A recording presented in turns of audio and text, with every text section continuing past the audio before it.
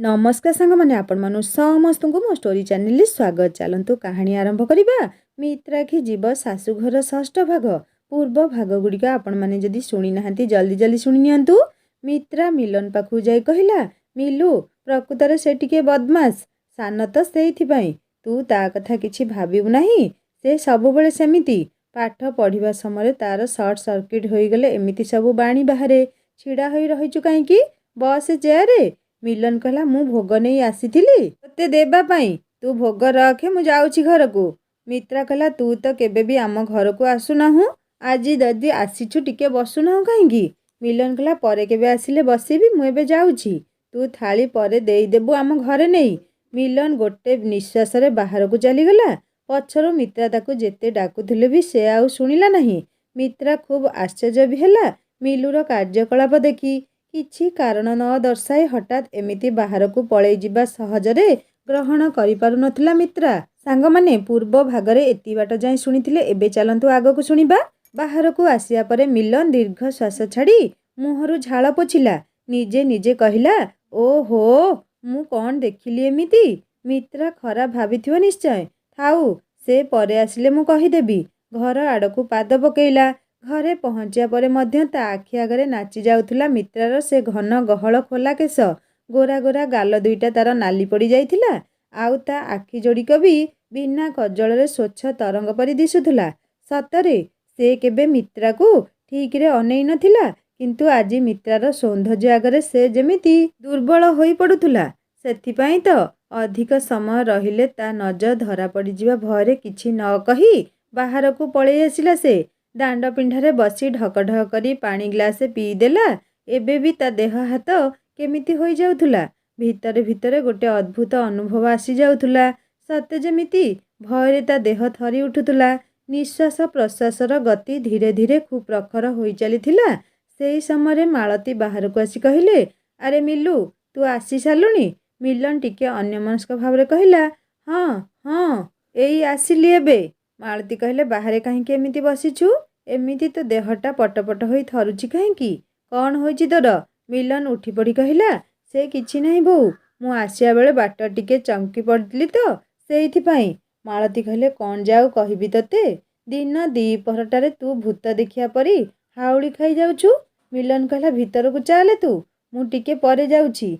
मालती कहले, हो आस शीघ्र, खाइबा बाढ़िकी रखिछि आसिकी खाइदेबु। मिलन हाँ हाँ कहीदेई बाड़ी पट आड़कू पळेई गला। मने पड़िला तार मालती सकाळे देइथिया प्रस्ताव पाठ पढ़ा संबंध रे। किछि समय चिंता करी मने मने निष्पत्ति नेला, एई प्रस्ताव रे राजी होई जिबा ठीक हेबो ता लागी।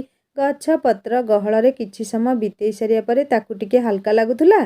से घर को जाई खाइबा खाई सारी मालती कहला, बोऊ आज मु रोषेई करिबी, फूलकोबी रसा बनाइबी। मालती कहले, तू कौन रोषेई शिखिचु, आज पर्यंत केबे रोषेई घरे थिबा जिनिस पत्र ठीक भाबे देखि नाहु, पुणी आहुरी कहूचु रोषेई करिउ बोली। मिलन कहला, तू किछि जानि नाहु, मु करिले सिना धीरे धीरे शिखिबी, न करिले केमिति जानिबी जे। तू चाले मो पाखरे बसिबु, मते बतेई देबु केमिति कौन करा जिवो आउ केउठी कौन अछि, देखिबु मु पूरा टेस्टी खाना तैयारी कर देबी। मालती हसी पकेले मिलन कथा शुणी। मिलन केमिति छोट पिलांक परी हेउथुला देखि देई मालती खूब खुशी हेउथुले। मालतींक निर्देश अनुसार से दिन मिलन कोबी रसा रोषेई करिथिला। अवश्य स्वादरे सेते भल लागुनथिले भी खराब लागुनथुला। मालती आउ महेंद्र बाबू खाई सारिया परे जानि पारथिले तरकारी अलणा होईछि बोली, किंतु मिलन मन दुख हेबो बोली किछि न कही खुशी मनरे खाईदेले आउ बहुत प्रशंसा भी करिले। एहा भितरे किछि दिन बीतीगला। समस्तक आशीर्वाद नहीं मित्रा जाई निज कर्म क्षेत्र रे जोग देला। मिलन आउ सोनाक्षी दुई जनकर 10म श्रेणी बोर्ड परीक्षा रे भल नंबर थिबारु सेई महाविद्यालय नाम लेखा होईगला। मित्रा किछि मात्रा रे निश्चित होईगला। जॉइन करिबा दिन कॉलेज ठारू टिके दूर रे भड़ा नहीं रहिबा पई दुईटा रूम बुझी दे आसिला। मिलन घरे आउ मित्रा घरे खुशीर माहौल थिला। गोटे जगह रे 3 जण रहिबे, सेथिपाई आउ मालती भी बेसी चिंतित जना पड़ु नथुले। मिलन भी कोनोसी आपत्ति नथिला। से जानिथिला मित्रा ता जीवन को सुंदर करिया पई प्रयास करुछि, आउ से भी एथिरे सहमत होई मित्रा निष्पत्ति रे राजी होईगला। चाहू चाहू बीतीगला गोटे सप्ताह। ଆଜି 3 ଜଣ ବାହାରକୁ ଚାଲିଯିବେ ବୋଲି କାହା ମନରେ ବି ଖୁସିର ଲେଶ ମାତ୍ର ଆଭାସ ନାହିଁ। ଯେତେ ହେଲେ ବି ଘରେ ଯଦି ପିଲାଛୁଆ ନ ରହିବେ ଭଲ ଲାଗିବ ନାହିଁ। ମିତ୍ରା ଆଉ ସୋନା ଚାଲିଯିବା ପରେ ମନୋଜ ବାବୁ ତାଙ୍କ ଘରେ ଏକା ହୋଇଯିବେ। ଏତେ ବଡ଼ ଘରଠାରେ ତାଙ୍କୁ ଖାଁ ଖାଁ ଲାଗିବ। ଆଜି ତାଙ୍କର ଖୁବ୍ ମନେ ପଡ଼ୁଛି ମିତ୍ରାର ମାଙ୍କ କଥା। ଲାଗୁଛି ଯେମିତି ସେ ଯିବାର ଏଇମାତ୍ର ଅଳ୍ପ ଦିନ ହୋଇଛି। ଯଦି ଆଜି ସେ ଥାଆନ୍ତେ ହୁଏତ ତାଙ୍କୁ ଏତେ ଏକାକୀ ଅନୁଭବ ହୋଇନଥାନ୍ତା। କିନ୍ତୁ ଯିଏ ସେ ଜାଗାକୁ ଯାଇଛି ତାକୁ କ'ଣ ଆଉ ଫେରେଇ ଆଣି ହେବ? 3ଟି କନ୍ୟା ସନ୍ତାନର ଜନନୀ ହୋଇ ମଧ୍ୟ ଜଣକ ବିବାହ ମଧ୍ୟ ଦେଖିପାରିଲେ ନାହିଁ। ମିତ୍ରା ଚାକିରି କରିଲା, ସୋନା ବୋର୍ଡ଼ ପରୀକ୍ଷାରେ ଭଲ ନମ୍ବର ରଖିଲା। ମୀନାକୁ ଜଣେ ସୁନାମୁଣ୍ଡା ପରି ସ୍ୱାମୀ ଆଉ ପୁଣି ଗୋଟେ ସୁନ୍ଦର ସନ୍ତାନ ମିଳିବା ଏତେ ସବୁ ଖୁସିକୁ ଅନୁଭବ କରିବାରୁ ବଞ୍ଚିତ ହୋଇଛନ୍ତି ସେ। ମନୋଜ ବାବୁଙ୍କ ଆଖି ଓଦା ହୋଇ ଆସୁଥିଲା ସେ ସମୟର କଥା ଭାବିଦେବା ବେଳକୁ। ଏତେ ଚେଷ୍ଟା କରି ମଧ୍ୟ ସେ ତାଙ୍କ ସ୍ତ୍ରୀଙ୍କୁ ବଞ୍ଚେଇବାରେ ସକ୍ଷମ ହୋଇନଥିଲେ। ମନଟା ଭାରୀ ହୋଇ ଆସୁଥିଲା। ସେହି ସମୟରେ ମିତ୍ରା ଆସି ତାଙ୍କ ପାଖରେ ପହଞ୍ଚିଗଲା। ମନୋଜ ବାବୁ କହିଲେ, ଆରେ ମା, ବାହାରି ସାରିଲଣି ତୁମେ ଦୁହେଁ? ମିତ୍ରା କହିଲା, ଆଜ୍ଞା ବାପା, ଆମେ 2 ଜଣ ରେଡ଼ି। ମିଲୁ ବାହାରିଲାଣି କି ନାହିଁ କେଜାଣି? ତାକୁ ତ କହିଦେଇ ଆସିଥିଲି ଶୀଘ୍ର ପ୍ରସ୍ତୁତ ହୋଇଯିବା ପାଇଁ। ମୁଁ ନହେଲେ ସୋନାକୁ ସାଙ୍ଗରେ ନେଇ ତାଙ୍କ ଘରକୁ ଯାଉଛି। ମଉସା ମାଉସୀଙ୍କୁ ପ୍ରଣାମ କରି ମିଲୁକୁ ଡାକି ଦେଇ ଆସିବି। ମନୋଜ ବାବୁ କହିଲେ, ହଉ ଠିକ୍ ଅଛି ମା, ଯା। ମିତ୍ରା ସୋନାକୁ ସାଥିରେ ଧରି ଚାଲିଗଲା। ମାଳତୀଙ୍କ ଆଖିରୁ ବୋହି ଚାଲିଛି ଅନବରତ ଭାବରେ ଶ୍ରାବଣର ବାରିଧାରା। ରାହା ଧରି କାନ୍ଦୁଛନ୍ତି ସତେ ଯେମିତି କିଛି ଗୋଟେ ବଡ଼ ଅଘଟଣ ଘଟିଯାଇଛି। ମହେନ୍ଦ୍ର ମଉସା ତାଙ୍କ ପାଖରେ ବସି ତାଙ୍କୁ ବୁଝେଇ ଚାଲିଛନ୍ତି। ସେ କିନ୍ତୁ କିଛି ବି ଶୁଣିବା ପାଇଁ ପ୍ରସ୍ତୁତ ନୁହନ୍ତି। ଏତେ ଦିନ ଧରି ମିଲନ ଘରେ ରହିଥିଲା, ପୁଣି ମା ବାପାଙ୍କ ପାଖେ ପାଖେ। ଯେତେ ଦୁଷ୍ଟାମି କରିଲେ ମଧ୍ୟ ଆଜି ଯେତେବେଳେ ସେ ମାଳତୀଙ୍କ ପାଖରୁ ଦୂରେଇ ଯାଉଛି, ଛାତି ଭିତରଟା ତାଙ୍କର କୋରି ହୋଇଯାଉଛି। ମିତ୍ରା ଏ ଦୃଶ୍ୟ ଦେଖି ମାଳତୀଙ୍କ ପାଖରେ ବସିପଡ଼ି କହିଲା, ମାଉସୀ, ମିଲୁ ପାଠ ପଢ଼ିବାକୁ ଯାଉଛି ପରା। ଆପଣ ତ ଖୁସି ହେବା କଥା। ଆମ ପୃଥିବୀରେ ଅନେକ ପିଲା ଅଛନ୍ତି ଯେଉଁମାନେ ଚାହିଁଲେ ବି ନିଜ ସ୍ୱପ୍ନ ସାକାର କରିପାରୁନାହାନ୍ତି। ସେମାନଙ୍କ ଇଚ୍ଛାଶକ୍ତି ପରିସ୍ଥିତି ସାମ୍ନାରେ ହାର ମାନିଯାଉଛି। ମିଲୁ ତା ଜୀବନରେ କିଛି ଭଲ କରିବା ପାଇଁ ଦ୍ୱିତୀୟ ସୁଯୋଗ ପାଇଛି। ଆଉ ଆପଣ ଯଦି ଏ ସମୟରେ ଛୋଟ ପିଲାଙ୍କ ପରି କାନ୍ଦିବେ ତାହେଲେ ମିଲୁ ମନର ଅବସ୍ଥା କେଉଁଆଡ଼େ ଗତି କରିବ ଭାବନ୍ତୁ ତ। ଆପଣ ତାକୁ ସାହସ ଯୋଗାଇବା କଥା, ହସି ହସି ତା ସ୍ୱପ୍ନକୁ ବାସ୍ତବ ରୂପ ଦେବା ପାଇଁ ଆଶୀର୍ବାଦ କରିବା କଥା। କିନ୍ତୁ ଆପଣ? ମାଳତୀ କହିଲେ, ମୁଁ କ'ଣ କରିବି ରେ ମା? ଯେତେ ନିଜକୁ ବୁଝିବା ପାଇଁ ଚେଷ୍ଟା କରିଲେ ମଧ୍ୟ ପାରୁନାହିଁ। ଭାରି କଷ୍ଟ ଲାଗୁଛି। ମୋ ଶରୀରରୁ ଗୋଟେ ଅଙ୍ଗ ଅଲଗା ହୋଇଯିବା ପରି ଅନୁଭବ ହେଉଛି। ବହୁ ଦିନ ଧରି ତାକୁ ମୋ ଆଖି ଆଗରେ ଦେଖି ଦେଖି କେମିତି ଗୋଟେ ଅଭ୍ୟାସ ହୋଇଯାଇଥିଲା। କାଲିଠାରୁ ଆଉ ତା ଛାଇ ବି ଦେଖିବା ପାଇଁ ପାଇବି ନାହିଁ। କେବେ ପୁଣି ଛୁଟି ଫୁଟି ପଡ଼ିଲେ ନହେଲେ ପୂଜା ପାର୍ବଣରେ ଆସିବ। କେମିତି ମୁଁ ଧୈର୍ଯ୍ୟ ଧରି ରହିବି ଏତେ ଦିନ? କେମିତି ଆଉ ନିଜକୁ ସମ୍ଭାଳିବି ମୁଁ? ଗୋଟେ ଛୋଟ ଛୁଆ ତ, ସେଇଥିପାଇଁ ଟିକେ ଅଧିକ ଦୁଃଖ ଲାଗୁଛି। କିନ୍ତୁ ମୋର ତୋ ଉପରେ ପୁରା ବିଶ୍ୱାସ ଅଛି। ତୁ ତାକୁ ଗୋଟେ ବଡ଼ ମଣିଷ କରେ କି ନ କରେ, କିନ୍ତୁ ଗୋଟେ ଭଲ ମଣିଷ ଭାବରେ ପରିଚିତ କରାଇବୁ। ଯେମିତି ପୁରା ଦୁନିଆ ତାକୁ ଜଣେ ଉତ୍ତମ ପୁରୁଷ ରୂପେ ଦୃଷ୍ଟାନ୍ତ ଦେବ। ତାକୁ ତୋ ନଜରରେ ରଖିବୁ। ପୁଣି ଥରେ ଯେମିତି ସେ କୁସଙ୍ଗରେ ପଡ଼ି ନ ଯାଏ। ମିତ୍ରା କହିଲା, ମାଉସୀ, ଆପଣ ବିନା ମୁଁ ଆପଣଙ୍କୁ କଥା ଦେଉଛି ମିଲୁକୁ ମୁଁ ମୋ ନିଜର ମଣିଷ ରୂପେ ଭାବିବି। ଆପଣ ତ ଜାଣିଛନ୍ତି ମୁଁ ମିଲୁକୁ। ମିତ୍ରାର କଥା ସରିନଥିଲା, ମିଲନ ଆସି ସେଠାରେ ପହଞ୍ଚିଗଲା ଆଉ ମାଳତୀଙ୍କୁ କହିଲା, ବୋଉ, ତୁ ନିଜର ଆଉ ବାପାଙ୍କର ଯତ୍ନ ନେବୁ। ମନୋଜ ମଉସାଙ୍କ ଭଲ ମନ୍ଦ ବି ଟିକେ ବୁଝୁଥିବୁ। ଟ୍ରେନ୍ ଟାଇମ୍ ହୋଇଗଲାଣି। ଏ ମିତ୍ରା, ଚାଲ ଏବେ ଯିବା। ମିତ୍ରା ଉଠିପଡ଼ି କହିଲା, ହଁ ଯିବା। ମାଉସୀ, ତୁମେ ଟିକେ ବାପା ଦେଖାଶୁଣା କରୁଥିବ। ସେ ଏକଲା ମଣିଷ। ଆମେ 2 ଜଣ ପଳେଇଯିବା ପରେ କ'ଣ କେମିତି ସେ ଖାଇବେ ରହିବେ ସେଇ ଚିନ୍ତା ମୋର 2 ଦିନ ହେଲା। ମାଳତୀ କହିଲେ, ଆଲୋ ମୋ ମା, ତୁ କାହିଁ ଏତେ ବ୍ୟସ୍ତ ହେଉଛୁ ସେ କଥା ଭାବି? ସେ ଦାୟିତ୍ୱ ତୁ ମୋ ଉପରେ ଛାଡ଼ିଦେ। ମୁଁ ଆମ 2 ଜଣଙ୍କ ପାଇଁ ରୋଷେଇ କରିବି ଆଉ ତୋ ବାପାଙ୍କ ପାଇଁ କ'ଣ କରିପାରିବି ନାହିଁ? ତୁମେ ସବୁ ନିଶ୍ଚିତରେ ଯାଅ, ମୁଁ ସେ କଥା ବୁଝିବି। ଆଉ ହଁ, ସୋନା ଆଉ ମିଲୁ, ତୁମେ ଦୁହେଁ ମିତ୍ରା କଥା ମାନିବ, ମନ ଦେଇ ପାଠ ପଢ଼ିବ, ବଦମାସି କରିବ ନାହିଁ। ସମୟରେ ସବୁ କାମ ଠିକ୍ ଠିକ୍ କରିଦେବ। ଏଣୁ ତେଣୁ କଥା ଭାବି ସମୟ ନଷ୍ଟ ନ କରି ଯେମିତି 3 ଜଣ ନିଜର ଯତ୍ନ ନେବ।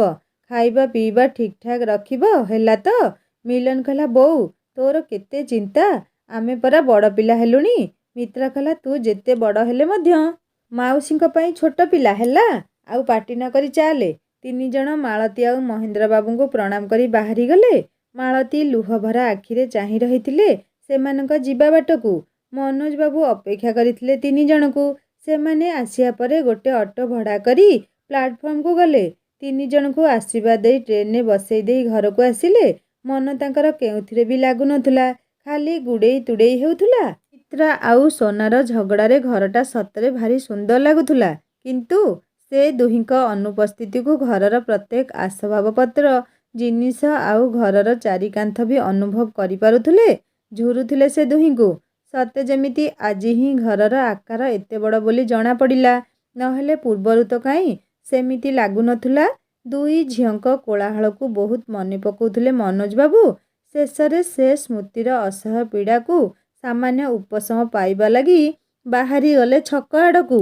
ଟ୍ରେନରେ ବସିଥିବା ସମୟରେ ମିତ୍ରା ଲକ୍ଷ୍ୟ କରୁଥିଲା ମିଲନ ଆସିବାଠାରୁ ମୁହଁ ତଳ କରି ବସିଛି, ଆଉ ସମସ୍ତଙ୍କ ଅଗୋଚରରେ ଆଖିରୁ ଝରି ଆସୁଥିବା ବେଦନାକୁ ପୋଛି ପକାଉଛି ନିଜ ରୁମାଲରେ। ସେ କିନ୍ତୁ ମନେ ମନେ ଭାବୁଛି ଯେ ତାକୁ କେହି ଦେଖୁନାହାନ୍ତି। ସେ ବା ଆଉ କେମିତି ଜାଣିବ ମିତ୍ରାର ଆରମ୍ଭ ଆଉ ଶେଷ ସେ ହିଁ ହୋଇସାରିଛି ବୋଲି। ମିଲନ ବାରମ୍ବାର ଉଠିପଡ଼ି ବାଥରୁମକୁ ଚାଲିଯାଉଛି। ମିତ୍ରା ଠିକ୍ ଜାଣିପାରୁଛି ସେ ଘର କଥା ମନେ ପକାଉଛି ଆଉ ମଉସା ମାଉସୀଙ୍କୁ ଝୁରୁଛି ବୋଲି। ସେଥିପାଇଁ ନିଜ ଲୁହକୁ ଅନ୍ୟମାନଙ୍କ ସାମ୍ନାରୁ ଲୁଚାଇ ରଖିବା ପାଇଁ ଚାଲି ଯାଉଛି ସେମାନଙ୍କ ଆଗରୁ। କିଛି ସମୟ ପରେ ମୁହଁ ଧୋଇ ପୁଣି ଆସି ବସି ପଡ଼ୁଛି ନିଜ ଜାଗାରେ। ସୋନା ଉପରେ ଘର ଛାଡ଼ି ଆସିବାର ସେତେଟା ପ୍ରଭାବ ପଡ଼ୁନାହିଁ। ସେ ଆସିବା ବେଳରୁ ମିତ୍ରାର ମୋବାଇଲ ଧରି ବସିଛି। ସେଥିରେ କ'ଣ ପାଠପଢ଼ା ଭିଡ଼ିଓ ଦେଖୁଛି। ସେ ବି ତା ଜାଗାରେ ଠିକ୍ ଅଛି। ଭାବପ୍ରବଣ ହୋଇ ସମୟ ନଷ୍ଟ କରିବା ତାର ପସନ୍ଦ ନୁହେଁ। କିନ୍ତୁ ମିତ୍ରା ମନରେ ଗୋଟେ ଚିନ୍ତା, ଯେତେ ପାଠ ଭଲ ପଢ଼ିଲେ ବି ଦିନେ ନା ଦିନେ ସୋନା ବାହା ହୋଇ ତା ଶାଶୁଘରକୁ ଯିବ। ସେତେବେଳେ ଯଦି ସେ ଏମିତି ବ୍ୟବହାର ଦେଖାଏ, କିଛି କାମଦାମ ନ କରେ, ନିଶ୍ଚିତ ଭାବେ ତା ଶାଶୁଘର ଲୋକ ତାକୁ ଖରାପ ଭାବିବେ। ଯେତେ ହେଲେ ବି ଆତ୍ମନିର୍ଭରଶୀଳ ହେବା ଉଚିତ। ଆଉ ସୋନା ତ ସବୁବେଳେ ପଢ଼ା ଦୁନିଆରେ ରହିଲା। କଥାବାର୍ତ୍ତାରେ ବି ସେମିତି ଠିକ୍ ଠିକଣା ନାହିଁ। କେତେବେଳେ କାହାକୁ କ'ଣ କହିଦେଉଛି ନିଜେ ବି ଜାଣିପାରୁନାହିଁ। ଅତି କମରେ ରୋଷେଇଟା ଶିଖି ଯାଇଥିଲେ ଭଲ ହୋଇଥାନ୍ତା। କିନ୍ତୁ ତାର ସେଥିପ୍ରତି ଟିକେ ହେଲେ ଆଗ୍ରହ ମଧ୍ୟ ନାହିଁ। ଏମିତି ଚିନ୍ତା ସବୁ ଆସେ ମିତ୍ରା ମନରେ। ପୁଣି ସେ ନିଜକୁ ବୁଝେଇ ନିଏ, ଏବେ ସୋନା ସାନ ଅଛି, ବଡ଼ ହେଲେ ଧୀରେ ଧୀରେ ଶିଖିଯିବ। ସେଇ ସମୟରେ ସୋନା କହେ, ଅପା ମୁଁ ଯାଉଛି ଟିକେ ସେପଟ ବଗିକୁ ବୁଲି ଦେଇ ଆସେ, କେମିତି କ'ଣ ବଗି ସବୁ ଯୋଡ଼ା ଯାଇଛି ଦେଖିବି। ମିତ୍ରା କହିଲା, ହଉ ଯା, ଦେଖିକି ଯିବୁ। ଗେଟ୍ ପାଖରେ ଛିଡ଼ା ହେବୁ ନାହିଁ, ପଳେଇ ଆସିବୁ ଶୀଘ୍ର। ସୋନା ହଁ ମାରିଦେଇ ଚାଲିଗଲା। ଯିବା ସମୟରେ ମୋବାଇଲଟା ମିତ୍ରା ହାତକୁ ବଢ଼େଇ ଦେଇଗଲା। ଏବେ ବି ମିଲନ ସେମିତି ମୁହଁ ଓହଳାଇ ବସିଥିଲା। ସ୍ପଷ୍ଟ ଭାବରେ ଦେଖାଯାଉଥିଲା ତା ମଳିନ ପଡ଼ିଆସିଥିବା ଆଖି ଯୋଡ଼ାକ। ଝାଉଁଳି ପଡ଼ିଥିଲା ତା ହସ ହସ ମୁଖ। ସୋନା ଚାଲିଯିବା ପରେ ମିତ୍ରା ଯାଇ ବସି ପଡ଼ିଲା ମିଲନ ପାଖରେ। ମିଲନ ଟିକେ ଅସହଜ ମନେ କରିଲା ବୋଧେ। ସେ ସାଙ୍ଗେ ସାଙ୍ଗେ କହିଲା, ମିତ୍ରା ଟିକେ ଘୁଞ୍ଚିକି ବସେ। ମିଲନ କଥା ଅବଶ୍ୟ କିଛି ମାତ୍ରାରେ କଷ୍ଟ ଦେଲା ମିତ୍ରାକୁ। କିନ୍ତୁ ମିତ୍ରା ସିନା ମିଲନ ପାଖରେ ନିଜକୁ ସମର୍ପି ଦେଇଛି, ଆଉ ମନ ପ୍ରାଣ ଦେଇ ତାକୁ ଭଲ ପାଉଛି। କିନ୍ତୁ ମିଲନ ମନରେ ତ ତା ପ୍ରତି ସେମିତି କିଛି ଭାବନା ନାହିଁ। ସେ ବା କାହିଁକି ପସନ୍ଦ କରିବ ମିତ୍ରା ଏମିତି ତା ପାଖରେ ଲାଗି ବସିବାକୁ। ମିତ୍ରା ବି ମିଲନ ମନର ଅବସ୍ଥାକୁ ବୁଝିପାରିଲା। ତା ଇଚ୍ଛାକୁ ସମ୍ମାନ ଦେଇ ଟିକେ ଘୁଞ୍ଚି ଆସିଲା। ମିଲନ କହିଲା, ଖରାପ ଭାବିଲୁ କି? ମିତ୍ରା କହିଲା, ନାଇଁ ସେମିତି କିଛି ନାହିଁ। ମିଲନ କହିଲା, ପ୍ରକୃତରେ ମୋତେ ଟିକେ ଅଲଗା ଲାଗିଲା ତ ସେଇଥିପାଇଁ। ମିତ୍ରା କହିଲା, ଆରେ କିଛି ଅସୁବିଧା ନାହିଁ ହେଲା। ମିଲନ କହିଲା, କିଛି କହିବୁ? ମିତ୍ରା କହିଲା, ନାଇଁ ତୁ ଏମିତି କାନ୍ଦୁଛୁ ଆସିବାଠାରୁ ମୋତେ ଭଲ ଲାଗୁନାହିଁ। ମିଲନ କହିଲା, ମୁଁ ଆଉ କ'ଣ କରିପାରିବି ଯେ? ମୋର ବହୁତ ମନେ ପଡ଼ୁଛି ଘର କଥା। ବୋଉ କେତେ ଗାଳି ଦିଏ, ମୁଁ ତା କଥା ଶୁଣେ ନାହିଁ। କିନ୍ତୁ ଏବେ ଚାହିଁଲେ ବି ମୁଁ ତା ଗାଳି ଆଉ ଶୁଣିପାରିବି ନାହିଁ। ମିତ୍ରା କହିଲା, ଏମିତି ଭାବି ଯଦି ଭାଙ୍ଗି ପଡ଼ିବୁ ପୁଣି ପାଠ ପଢ଼ିବୁ କେମିତି? ସେଦିନ ମୁଁ ତୋତେ କ'ଣ କହିଥିଲି କ'ଣ ଭୁଲିଗଲୁ? ମିଲନ କହିଲା, ନା ଭୁଲି ନାହିଁ, କିନ୍ତୁ ମୁଁ ନିଜକୁ ସମ୍ଭାଳି ପାରୁନାହିଁ। ଚେଷ୍ଟା ତ କରୁଛି, ତଥାପି ଘରେ ବିତେଇଥିବା ମୁହୂର୍ତ୍ତ ସବୁ ଆଖିରେ ନାଚି ଉଠୁଛି। ମିତ୍ରା କହିଲା, ସମସ୍ତେ ଏମିତି ଦିନେ ନା ଦିନେ ଘର ଛାଡ଼ି ଦୂରକୁ ଯାଆନ୍ତି ପାଠ ପଢ଼ିବା ପାଇଁ। ତୁ ନିଜେ କହ, ଯଦି କଲେଜ ଘର ପାଖରେ ହୋଇଥାନ୍ତା ତାହେଲେ ଆମେ ଯିବା ଆସିବା କରିପାରିଥାନ୍ତେ। କିନ୍ତୁ ଏତେ ଦୂରରେ ମାନେ ତ ରହିବାକୁ ହିଁ ପଡ଼ିବ ନା। ମିଲନ ଦୀର୍ଘଶ୍ୱାସ ଛାଡ଼ି କହିଲା, ହଁ ତୁ ମନ ଦୁଃଖ କରେ ନାହିଁ, ମୁଁ ଆଉ କାନ୍ଦିବି ନାହିଁ। ଏ ପରିସ୍ଥିତିରେ ମୁଁ ଧୈର୍ଯ୍ୟ ଧରି ରହିବା ଉଚିତ, ଠିକ୍ ନା? ମିତ୍ରା ହସି ଦେଇ କହିଲା, ହଁ ପୁରା ଠିକ୍, ସୁନା ପିଲା ଆଉ। ମିଲନ କହିଲା, ଏବେ ଚାଲେ, କ'ଣ ଖାଇବା ଦେଖିକି। ମସଲା ମୁଢ଼ି ଖାଇବୁ? ମିତ୍ରା କହିଲା ନା ନା, ଯିବା ଆସିବା ବେଳେ ଏସବୁ ଖାଇଲେ ପେଟ ଖରାପ ହେବ, ଚାଲେ ଥଣ୍ଡା ପିଇବା। ମିଲନ କହିଲା ଥଣ୍ଡା ପିଇଲେ କ'ଣ ଦେହ ଖରାପ ହେବ ନାହିଁ? ମିତ୍ରା କହିଲା ମୁଁ କଥା ହେବିନି, ଯା ତୋ ସହିତ। ମିଲନ ଆଉ ମିତ୍ରା ଏମିତି କଥାବାର୍ତ୍ତା ଭିତରେ ହସୁଥିଲେ। ଧୀରେ ଧୀରେ ପରିବାରକୁ ଛାଡ଼ି ଦୂରକୁ ଆସିବାର କଷ୍ଟ ଲାଘବ ହୋଇ ଚାଲିଥିଲା। ମିତ୍ରା ବି ଦେଖିପାରୁଥିଲା ମିଲନ କେମିତି ସେ ବତାଇଥିବା ଶକ୍ତିକୁ ଆଧାର କରି ଧୈର୍ଯ୍ୟ ସହକାରେ ବସିଛି। ମିତ୍ରା ମନେ ମନେ ଖୁବ୍ ଖୁସି ବି ହେଉଥିଲା। ଯାହା ହେଉ ଏବେ ମିଲନକୁ ଆଉ 6ଟି ଅସ୍ତ୍ର ବିଷୟରେ ଜଣାଇବା କଷ୍ଟକର ହେବ ନାହିଁ। କାହିଁକି ନା ଜଣକ ପାଖରେ ଧୈର୍ଯ୍ୟ ଶକ୍ତି ଆସିଗଲେ ସେ ଅନ୍ୟ ସବୁ ଶକ୍ତିକୁ ଆହରଣ କରିବା ପାଇଁ ସକ୍ଷମ ହୋଇଯିବ। ଦୁହିଁଙ୍କ ହସ ଗପ ଭିତରେ ଜଣେ ବୃଦ୍ଧ ଲୋକ ସେମାନଙ୍କ ପାଖ ଦେଇ ଆଗକୁ ଚାଲି ଚାଲି ଯାଉଥିଲେ। ଦେହରେ ତାଙ୍କର ଛିଣ୍ଡା ବସ୍ତ୍ର, ଚିରା ଜୀର୍ଣ୍ଣ ଚେହେରା, ତା ସହ ଦୁର୍ଗନ୍ଧରେ ଫାଟି ପଡ଼ୁଛି ପୁରା ଆଖପାଖ ଜାଗା। କିଛି ଲୋକ ତାଙ୍କୁ ଦେଖି ନାକରେ ରୁମାଲ ଗେଞ୍ଜି ଦେଉଛନ୍ତି, ଆଉ କିଛି ଉଠିପଡ଼ି ବାଥରୁମ୍ ଆଡ଼କୁ ପଳେଇ ଯାଉଛନ୍ତି। ସେ ବ୍ୟକ୍ତି ଜଣକ ହାତରେ କିଛି ପୌରାଣିକ ପୁସ୍ତକ ଯେମିତିକି ଲକ୍ଷ୍ମୀ ପୁରାଣ, ମହାଭାରତ, ରାମାୟଣ, ଶ୍ରୀମଦ୍ ଭଗବତ ଗୀତା ଇତ୍ୟାଦି। ସେ ପାଟି କରି କହି ଚାଲିଥାନ୍ତି, ମନ ପସନ୍ଦର ବହି ନିଅନ୍ତୁ ଶସ୍ତାରେ, ଲକ୍ଷ୍ମୀ ପୁରାଣ, ରାମାୟଣ, ଗୀତା ଯାହା ଚାହିଁବେ ଅଛି। ମିତ୍ରା ତାଙ୍କୁ ଲକ୍ଷ୍ୟ କରୁଥାଏ। ସେ ଆଗକୁ ବଢ଼ୁ ବଢ଼ୁ ହଠାତ୍ ଝୁଣ୍ଟି ପଡ଼ି ତଳେ ପଡ଼ିଗଲେ। ହାତରେ ଥିବା ତାଙ୍କର ବହି ସବୁ ବିକ୍ଷିପ୍ତ ଭାବରେ ଏଣେ ତେଣେ ବିଛୁରିତ ହୋଇଗଲା। କାନ୍ଧରେ ପକେଇଥିବା ଗଣ୍ଠିଲିଟି ଗୋଟେ ଲୁହାରେ ବାଜି ଚିରିଗଲା। ସେଥିରେ ଥିବା ଚାଉଳତକ ତଳେ ବୁଣି ହୋଇଗଲା। ମିତ୍ରା ହଠାତ୍ ଚମକି ପଡ଼ିଲା ସେ ପଡ଼ିଯିବା ଦେଖି। ନିଜ ଜାଗାରୁ ଉଠି ତାଙ୍କ ଆଡ଼କୁ ଧାଇଁ ଯିବା ସମୟରେ ମିତ୍ରାର ହାତ ଧରି ତାକୁ ଅଟକେଇ ଦେଲା ମିଲନ। ବୃଦ୍ଧ ବ୍ୟକ୍ତି ଜଣକ ଏମିତି ଭାବରେ ପଡ଼ିଯାଇଥାନ୍ତି ଯେ ତାଙ୍କ ଦୁର୍ବଳ ଶରୀର ଧରି ନିଜେ ଉଠିବା ପାଇଁ ଆଉ ବଳ ପାଉନଥାନ୍ତି। ମିତ୍ରା ଦେଖିଲା କେହି ଜଣେ ବି ନିଜ ଜାଗାରୁ ଉଠି ତାଙ୍କୁ ଟେକି ଛିଡ଼ା କରିବା ପାଇଁ ଆଗଭର ନୁହନ୍ତି। ସୁଟ୍ ବୁଟ୍ ପିନ୍ଧା ଭଦ୍ରଲୋକଙ୍କ ଅଭାବ ନଥିଲା ସେ ବଗିରେ, କିନ୍ତୁ ଜଣେ ହେଲେ ମଧ୍ୟ ତାଙ୍କ ପାଖ ମାଡ଼ିବା ପାଇଁ ଇଚ୍ଛୁକ ନୁହନ୍ତି। ମିଲନ ତାକୁ ଏମିତି ଅଟକାଇବା ଦେଖି ମିତ୍ରା ଆଶ୍ଚର୍ଯ୍ୟ ହୋଇ କହିଲା ହାତ ଛାଡ଼େ, ସେ ଲୋକ ଜଣକ ପଡ଼ିଯାଇଛନ୍ତି ପରା। ମିଲନ କହିଲା ଆରେ ସେ କିଏ ମାନେ କିଏ? ଏତେ ଅପରିଷ୍କାର ଯେ ଗନ୍ଧରେ ବସି ହେଉନାହିଁ। ସେ ପଡ଼ିଲେ କି ଉଠିଲେ ତୋର କ'ଣ ହେଉଛି? ତୁ ଚୁପଚାପ ବସ ଏଠି, କେହି ତ ଯାଉନାହାନ୍ତି ତାଙ୍କୁ ଉଠେଇବା ପାଇଁ, ତୁ କାହିଁକି ଏମିତି ଦୌଡ଼ି ଯାଉଛୁ ଯେ? ମିତ୍ରା ପାଖରେ ଆଉ ଧୈର୍ଯ୍ୟ ନଥିଲା ମିଲନର କଥା ଶୁଣିବା ପାଇଁ। ସେ ରାଗିଯାଇ କହିଲା ତୋ ମୁଣ୍ଡ ଫୁଣ୍ଡ ଖରାପ ହୋଇଗଲାଣି ନା କ'ଣ? ମିଲନ ତାକୁ ଅଟକାଇବା ସତ୍ତ୍ୱେ ସେ ନିଜ ହାତକୁ ଟାଣି ଅଲଗା କରି ଆଣିଲା ମିଲନ ହାତରୁ। ଧାଇଁ ଯାଇ ସମସ୍ତଙ୍କ ସାମ୍ନାରେ ତଳେ ନଇଁ ପଡ଼ି ସେ ବ୍ୟକ୍ତି ଜଣକ ଉଠିବା ସମୟରେ ତାଙ୍କୁ ସାହାଯ୍ୟ କରିଲା। ବୃଦ୍ଧ ଲୋକ ଜଣକ ମିତ୍ରାକୁ କହିଲେ ଭଗବାନ ତୋର ମଙ୍ଗଳ କରନ୍ତୁ ରେ ମା।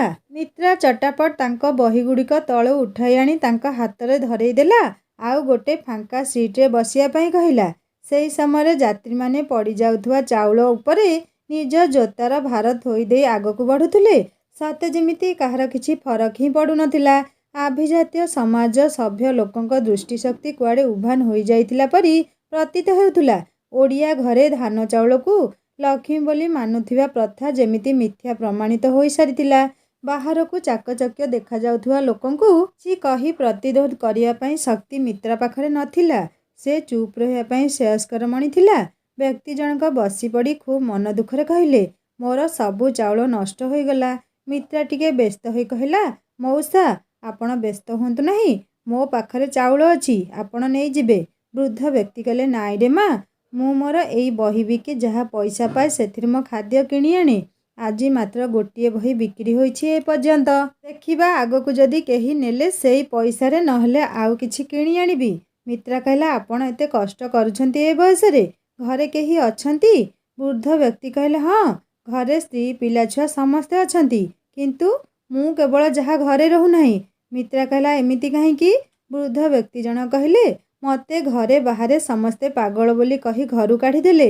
ଯେତେ ଅନୁରୋଧ କରିଲି କେହି ବି ଶୁଣିଲେ ନାହିଁ।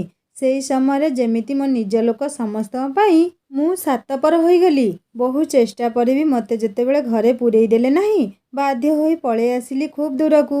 ଆଉ ଏଇ ବହିପତ୍ର ବିକିରି ଚଳିବା ପନ୍ଥା ଆପଣେଇ ନେଲି। ନୂଆ ପୋଷାକ ସିନା ନ ପିନ୍ଧି ରହିଯିବି, କିନ୍ତୁ ସବୁଦିନ ନାଟ ଲଗାଉଥିବା ଏ ପେଟ ଚାଖଣ୍ଡକୁ କ'ଣ କରିବି? ଯେତେ ହେଲେ ବି ଦିନକୁ 2 ଓଳି ଖାଇବାକୁ ତ ପଡ଼ିବ, ସେଥିପାଇଁ ବୟସକୁ ମୋର ଖାତିର ନାହିଁ। ମିତ୍ରା ତାଙ୍କ ବିଷୟରେ ଏମିତି କଥା ଶୁଣି ବହୁତ ମନ ଦୁଃଖ କରିଲା। ଏ ବୟସରେ ଟ୍ରେନ୍ ଭିତରେ ବୁଲି ବୁଲି ପରିଶ୍ରମ କରିବା ଏତେ ସହଜରେ ଗ୍ରହଣ କରିପାରୁନଥିଲା ସେ। ହୃଦୟଟା ତାର ବିଳପି ଉଠିଲା। ସେ ବ୍ୟକ୍ତି ଜଣକୁ କହିଲା, ମଉସା ଯଦି ଖରାପ ନ ଭାବିବେ ମୁଁ ଆପଣଙ୍କୁ କିଛି ସାହାଯ୍ୟ କରିପାରିବି?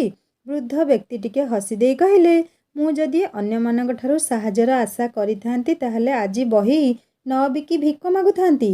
କିନ୍ତୁ ମୁଁ ଯେତେ ବି ଗରିବ ହୁଏ ନା କାହିଁକି, ଆଉ ମୋ ପରିସ୍ଥିତି ଯେତେ ବି ଖରାପ ହେଲେ ମଧ୍ୟ ମୋ ସ୍ୱାଭିମାନ ମୋ ପାଇଁ ଖୁବ୍ ବଡ଼, ମୋ ସମ୍ମାନ ମୋ ପାଇଁ ବହୁତ ଗୁରୁତ୍ୱପୂର୍ଣ୍ଣ ଅଟେ। ଏ କଥା କହି ମୁଁ ତ ବଦାନ୍ୟତାର ତାଚ୍ଛଲ୍ୟ କରୁନାହିଁ ମା, ବରଂ ତତେ ବି ଜଣେଇ ଦେବା ପାଇଁ ଚାହୁଁଛି ପର ହାତ ଧନକୁ ନ ଚାହିଁ ନିଜେ ପରିଶ୍ରମ କରିବା ଉଚିତ। ମିତ୍ରା ବି ବହୁତ ଖୁସି ହେଲା ବ୍ୟକ୍ତି ଜଣଙ୍କର ନିଜ ସ୍ୱାଭିମାନ ପ୍ରତି ସଚେତନତା ଦେଖି। ମିତ୍ରା କହିଲା, ମଉସା ଆପଣ ଏବେ ଯିବେ କୁଆଡ଼େ? ବ୍ୟକ୍ତି ଜଣ କହିଲେ, ମା ରେ ମୁଁ ଆଉ କୁଆଡ଼େ ଯିବି? ଟ୍ରେନ୍ ଯାଇ ଶେଷରେ ଯେଉଁଠି ରହିବ ସେଇଠି ଓହ୍ଲେଇ ପଡ଼ିବି। ମୋର ଆଉ କ'ଣ ଘରଦ୍ୱାର ଅଛି ନା କିଛି ଲକ୍ଷ୍ୟପଥ ଅଛି? ମିତ୍ରା କହିଲା, ଆପଣ ଯଦି କିଛି ମନେ ନ କରନ୍ତି ତାହେଲେ ଆମ ସହିତ ଚାଲନ୍ତୁ ନା। ଝିଅ ଭାବରେ ମୁଁ ଆପଣଙ୍କୁ ଅନୁରୋଧ କରୁଛି। ମୋର ପ୍ରଥମ ଚାକିରି ହୋଇଛି, ସେଇଥିପାଇଁ ମୁଁ ଚାହୁଁଛି ଆପଣଙ୍କ ପାଇଁ ଗୋଟେ ସ୍ଥାୟୀ କାମ ଖୋଜିଦେବା ଲାଗି। ବ୍ୟକ୍ତି ଜଣକ କହିଲେ, ଚାକିରି ହୋଇଯାଇଥିବା ଯୋଗୁଁ ବହୁତ ବହୁତ ଅଭିନନ୍ଦନ। ତୁ ଯେଉଁ କଥା ଭାବୁଛୁ ତାହା ଏକ ସ୍ୱାଗତଯୋଗ୍ୟ ପଦକ୍ଷେପ, କିନ୍ତୁ ସେଇଟା ଏତେ ସହଜ ହେବ ନାହିଁ। କେଉଁଠି ଯାଇ ତୁ ଖୋଜିବୁ ମୋ ପାଇଁ କାମ? ମିତ୍ରା କହିଲା, ଆପଣ ଆମ ସହ ଚାଲନ୍ତୁ, ମୁଁ ଚେଷ୍ଟା ନିଶ୍ଚୟ କରିବି। ବ୍ୟକ୍ତି ଜଣକ ହସି ଦେଇ କହିଲେ, ହଉ ହେଲା, ତତେ ମୋ ଝିଅ ପରି ଭାବି ମୁଁ ଏକମତ ହେଉଛି ତୋ କଥାରେ। ନିଜ ଝିଅ ତ ପାଗଳ ବାପା ବୋଲି କହି ତଣ୍ଟିଆ ମାରି ଘରୁ ବାହାର କରିଦେଲା, ଆଉ ତୁ ଯଦି ଏତେ ସ୍ନେହ ଶ୍ରଦ୍ଧାରେ ମୋତେ ବାପା ଆସନରେ ବସାଇ ପାରୁଛୁ, ମୁଁ କେବେ ତତେ ନିରାଶ କରିବି ନାହିଁ। ମୁଁ ନିଶ୍ଚୟ ଯିବି ତୁମମାନଙ୍କ ସହ। ମିତ୍ରା ଖୁସି ହୋଇଯାଇ କହିଲା, ଆମେ ଯେଉଁଠି ବସୁଛୁ ସେଇ ସିଟ୍ ପାଖକୁ ଆସନ୍ତୁ, ସେଇଠି ବସି କଥାବାର୍ତ୍ତା ହେବା। ବ୍ୟକ୍ତି ଜଣ କହିଲେ, ନା ନା, ମୁଁ ଜାଣିଛି ମୋ ଦେହରୁ କେତେ ଦୁର୍ଗନ୍ଧ ନିର୍ଗତ ହେଉଛି। ମୁଁ ଜାଣିଶୁଣି ତୁମମାନଙ୍କୁ ହଇରାଣରେ ପକାଇବା ପାଇଁ ଚାହୁଁନାହିଁ।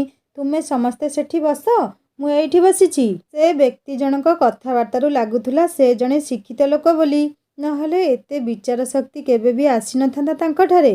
ମିତ୍ରା ବି ତାଙ୍କ ଇଚ୍ଛାକୁ ସମ୍ମାନ ଜଣାଇ ନିଜ ସିଟ୍ ପାଖକୁ ଚାଲିଗଲା।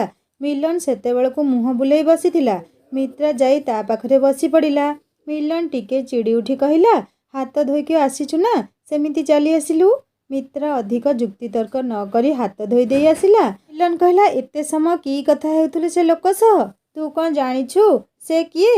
ମିତ୍ରା କହିଲା, ମୁଁ ତ ଚିହ୍ନି ନଥିଲି ତାଙ୍କୁ। ସେ ପଡ଼ିଗଲେ ବୋଲି ତାଙ୍କୁ ଟିକେ ଉଠିବାରେ ସାହାଯ୍ୟ କରୁଥିଲି। ଏତେ ଲୋକ ତ ଅଛନ୍ତି, କିନ୍ତୁ କେହି ଗଲେ ନାହିଁ ତାଙ୍କ ପାଖକୁ, ସେଥିପାଇଁ ମୁଁ ଚାଲିଗଲି। ସେ ତାଙ୍କ ଜୀବନଶୈଳୀ ବିଷୟରେ କହୁଥିଲେ, ମୁଁ ସେଇ କଥା ଶୁଣୁଥିଲି। ଆଉ ତୁ କାହିଁକି ଏତେ ରାଗୁଛୁ? ମିଲନ କହିଲା, ଆରେ କେହି ଯଦି ସେ ବୁଢ଼ା ପାଖକୁ ଯାଉନାହାନ୍ତି, ତୁ କାହିଁକି ଏମିତି ଉପରେ ପଡ଼ି ଦୌଡ଼ିଗଲୁ? କ'ଣ ଦରକାର ଆମର ଏତେ କଥାରେ ମୁଣ୍ଡ ପୂରେଇବା? ମିତ୍ରା କହିଲା, ମିଲୁ ତୁ ଏମିତି କ'ଣ କହୁଛୁ ଯେ? କାହାକୁ ସାହାଯ୍ୟ କରିବା କ'ଣ ଖରାପ କଥା? ତୁ ବି ତାଙ୍କ ଜୀବନ କାହାଣୀ ଶୁଣିଥିଲେ ମନ ଦୁଃଖ କରିଥାନ୍ତୁ। ତୁ ମୋତେ ତାଙ୍କ ବିଷୟରେ ପଚାରିବା ବଦଳରେ ଓଲଟି ଆହୁରି ଗାଳି କରୁଛୁ। ମିଲନ କହିଲା, ଆରେ ସେ କିଏ ମାନେ କିଏ? ତୁ କାହିଁକି ଏତେ ସାହାଯ୍ୟ କରିବାର ମନୋବୃତ୍ତି ଧରି ବୁଲୁଛୁ? ତା ନିଜ କଥା ସେ ନିଜେ ସମ୍ଭାଳିବ। ଆମକୁ କ'ଣ ମିଳିବ ତାକୁ ସାହାଯ୍ୟ କରିବାରୁ? ମିତ୍ରା ଟିକେ ହସି ଦେଇ କହିଲା, ମିଲୁ ସବୁ ଜିନିଷରେ ଆମ ନିଜର ସ୍ୱାର୍ଥ ଦେଖିବା କଥା ନୁହେଁ। ତାଙ୍କୁ ସାହାଯ୍ୟ କରିଦେଲେ ଆମକୁ କିଛି ମିଳୁ କି ନ ମିଳୁ, କିନ୍ତୁ ତାଙ୍କୁ ବହୁତ କିଛି ମିଳିବ। ଆମ ପାଇଁ ଯଦି ଜଣଙ୍କ ଜୀବନ ସୁନ୍ଦର ହୋଇପାରିବ, ଜଣଙ୍କ ଚାଲିଚଳନରେ ପରିବର୍ତ୍ତନ ଆସିପାରିବ, ଜଣଙ୍କ ପାଇଁ ପୃଥିବୀ ସୁନ୍ଦର ହୋଇଯିବ, ତାହେଲେ ସେଥିରେ ଅସୁବିଧା କ'ଣ? ସେ ତ କିଛି ହାତ ପତାଇ ଆମ ଆଗରେ ମାଗୁନାହାନ୍ତି କି ଚୋରି କରୁନାହାନ୍ତି। ନିଜେ ସ୍ୱାଭିମାନ ସହ ସେ ପୌରାଣିକ ପୁସ୍ତକ ବିକ୍ରି କରି ପେଟ ପୋଷୁଛନ୍ତି। ତାଙ୍କୁ ଆମେ ସଲାମ ଜଣାଇବା କଥା ଯେ ଅନ୍ୟ କାହାର ଦ୍ରବ୍ୟ କି ଧନ ଉପରେ ସେ ଜୋର କରି ଅଧିକାର ବସଉ ନାହାନ୍ତି। ସେ ତ ଆମ ବାପାଙ୍କ ବୟସର ହେବେ। ତାଙ୍କୁ ବୁଢ଼ା ବୋଲି କହି ଅପମାନ ଦେବା ଠିକ୍ ନୁହେଁ। ତୁ କ'ଣ ଦେଖିପାରୁନାହୁଁ ସେ କେତେ ହଇରାଣ ହୋଇ ଏପଟ ସେପଟ ହେଉଛନ୍ତି? ତାଙ୍କୁ ଯଦି କିଛି ସ୍ଥାୟୀ କାମ ମିଳିଯାଏ ତାହେଲେ ଖୁବ୍ ଭଲ ହେବ, ନୁହେଁ କି? ମିଲନ କହିଲା, ଆମେ ସେତେ ଧନୀ ନୁହେଁ ଯେ ଆଉ କାହାକୁ ଗୋଟେ କାମ କିଛି ଦେଇପାରିବା କି ସାହାଯ୍ୟ କରିପାରିବା। ମିତ୍ରା କହିଲା, ଆମେ ଯଦି ଜଣକୁ ସାହାଯ୍ୟ କରିଦେବା ତାହେଲେ ଆମେ କେବେ ବି ଗରିବ ହୋଇଯିବା ନାହିଁ, କିନ୍ତୁ ଯିଏ ସାହାଯ୍ୟ ପାଇବା ତା ଆଖିରେ ଆମେ ଧନୀ ହୋଇଯିବା। ଦେଖୁନୁ କେତେ କେତେ ଧନୀ ଲୋକ ବସିଛନ୍ତି ସୁଟ୍ ବୁଟ୍ ପିନ୍ଧି, ଏବେ ସେମାନେ ଏମିତି ବ୍ୟବହାର କରୁଛନ୍ତି ଯେମିତି କିଛି ଦେଖିନାହାନ୍ତି। କ'ଣ ମୂଲ୍ୟ ସେ ଧନୀ ହେବାର ଯଦି ଅନ୍ୟ ଜଣକୁ ସହାନୁଭୂତିର ହାତ ବଢ଼େଇ ନ ପାରିବୁ? ପରୋପକାରରେ ପୁରା ଦୁନିଆ ସିନା ବଦଳିଯିବ ନାହିଁ, କିନ୍ତୁ ସେ ଲୋକର ଦୁନିଆ ତା ପାଇଁ ବହୁତ ବଦଳିଯିବ। ଭଗବାନଙ୍କୁ ଆମେ ଧନ୍ୟବାଦ ଦେବା କଥା ଯେ ସେ ଆମକୁ ଏମିତି ଏକ ସ୍ଥାନରେ ରଖିଛନ୍ତି ଯାହା ପାଇଁ ଆମେ ଆଜି ଅନ୍ୟକୁ କିଛି ଦେଇପାରୁଛୁ। ଆମକୁ ସାହାଯ୍ୟ କି ପରୋପକାର କରିବାର ଯୋଗ୍ୟତା ମିଳିଛି ବୋଲି ସିନା ଆମେ ସାହସ କରି କହିପାରୁଛୁ ହଁ ଆମେ ପାରିବୁ। ଆମକୁ ଯେଉଁ ଆଶୀର୍ବାଦ ସ୍ୱରୂପ ସୁନ୍ଦର ପରିବାର ମିଳିଛି ସେ ବ୍ୟକ୍ତି ଜଣଙ୍କ ଭାଗ୍ୟରେ ସେଇଟା ବି ନାହିଁ। ତୁ ଜାଣିପାରୁଥିବୁ ସେ କେତେ କଷ୍ଟରେ ଚଳୁଥିବେ। ସାଙ୍ଗମାନେ, ମିତ୍ରା ସେ ବୃଦ୍ଧ ବ୍ୟକ୍ତି ଜଣଙ୍କୁ ସାହାଯ୍ୟ କରି ଠିକ୍ ଅଛି ନା ଭୁଲ କରିଛି ତାହା ଆପଣମାନେ କମେଣ୍ଟ ମାଧ୍ୟମରେ ମୋତେ ନିଶ୍ଚୟ ଜଣାଇବେ। ମିତ୍ରାର ସହାନୁଭୂତି ସେମାନଙ୍କ ନିକଟକୁ କିଛି ବିପଦ ଆମନ୍ତ୍ରଣ କରିବ ନାହିଁ ତ? କେଉଁ ରୂପରେ ସାହାଯ୍ୟ କରିବ ସେ ବୃଦ୍ଧ ବ୍ୟକ୍ତିଙ୍କୁ? ସାଙ୍ଗମାନେ, କାହାଣୀ ଯଦି ଆପଣମାନଙ୍କ ହୃଦୟକୁ ଟିକେ ବି ଛୁଇଁ ପାରିଥାଏ ତାହେଲେ ଲାଇକ୍ କରିବେ, ସାଙ୍ଗମାନଙ୍କ ସହିତ ସେୟାର କରିବେ। ଆଉ ଯଦି ମୋ ଚ୍ୟାନେଲରେ ନୂଆ ଅଛନ୍ତି ତାହେଲେ ସବସ୍କ୍ରାଇବ୍ କରି ବେଲ୍ ଆଇକନ୍ ଦବାଇଦେବେ। ହିନ୍ଦୀ ଷ୍ଟୋରି ଚ୍ୟାନେଲର ନାଁ ମୁଁ ଚେଞ୍ଜ କରିଦେଇଛି, Meena TV Hindi story channel. ଆପଣମାନେ ଏହି କାହାଣୀର ଡେସ୍କ୍ରିପ୍ସନରେ ଲିଙ୍କ୍ ଅଛି, ଭିଜିଟ୍ କରି ନୂଆ ନୂଆ କାହାଣୀ ପଢ଼ନ୍ତୁ। ଆଉ ହଁ, ସବସ୍କ୍ରାଇବ୍ କରିବାକୁ କେବେ ଭୁଲେନି। ଜଲ୍ଦି ଆସିବି ଏହି କାହାଣୀର ପରଭାଗ ନେଇ। ନମସ୍କାର, ଜୟ ଜଗନ୍ନାଥ।